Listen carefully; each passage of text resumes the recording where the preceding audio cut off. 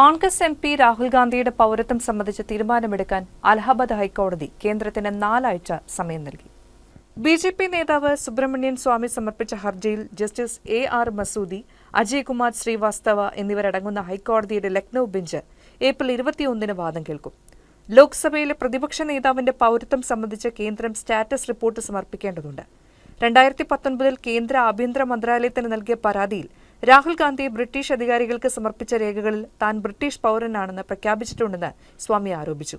British passport കൈവശം വെക്കുന്നത് Indian ഭരണഘടനയും പൗരത്വ നിയമവും ലംഘിക്കുന്നതിന് തുല്യമാണെന്നും സ്വാമി വാദിച്ചു.